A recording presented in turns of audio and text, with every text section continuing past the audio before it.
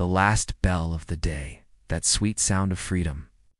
The hallways empty out, lockers slam shut for the last time, and a quiet calm settles over the school. At least that's how it's supposed to be. But tonight, something's different. I stayed late to finish a project, and now, I think I'm the only one here, or I thought I was. An hour has passed since dismissal. The 3 o'clock became 4, and that's when it happened. The bell, a single ear-splitting ring that echoed through the deserted corridors. Shouldn't have rung. School's out. Told myself it was just a glitch, a wiring issue. But then a sound followed. All down the hall, a rhythmic, metallic clang. One after another, the lockers slammed shut in perfect, deafening unison. My heart hammered against my ribs. I stood frozen in the middle of the hallway, every hair on my arms standing on end. I tried to rationalize it. A prank. A short circuit. But the silence that followed was heavier, more unnerving than the noise itself. I needed to get out. I grabbed my bag and started walking, my sneakers squeaking on the polished floor. That's when I heard it. Footsteps, not my own. They were heavy, slow, and somewhere behind me.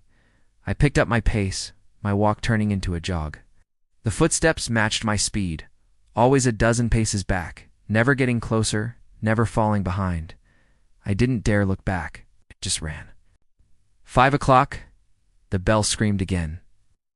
This time, as it faded, I saw them, shadows flickering in the windows of the classroom doors I passed. Tall, distorted figures moving just at the edge of my vision. I'd glance into a room, and for a split second I'd see a dark shape standing by the teacher's desk, or looming over a student's chair before it vanished. They were in every room. Watching, I was no longer jogging. I was in a full-blown sprint, my breath coming in ragged gasps. The school felt like a maze, a cage. Then the PA system crackled to life. A faint, static-laced whisper filled the air. It wasn't an announcement. It was a voice, a dry and chilling whisper, counting down. 10... My blood ran cold. 9... I ran faster, desperate for the exit. 8... Okay, Whites. The footsteps behind me were getting louder, closer. 7... I rounded a corner, my lungs burning, and skidded to a stop.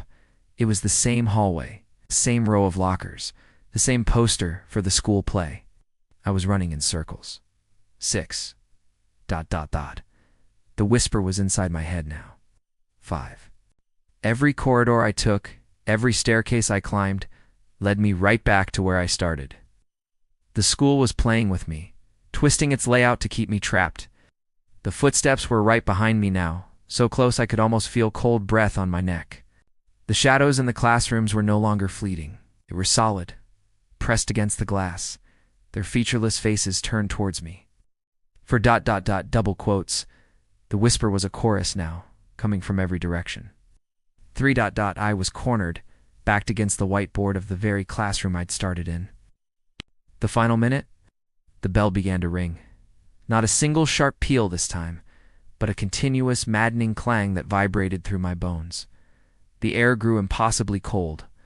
The PA system fell silent. The footsteps stopped. I squeezed my eyes shut, waiting for the end. The bell stopped.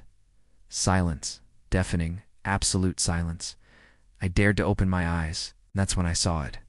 There, on the whiteboard behind me, written in what looked like chalk dust, was a single name. My name. The darkness in the room became total, swallowing everything. And from the void, a final, echoing ring of the bell.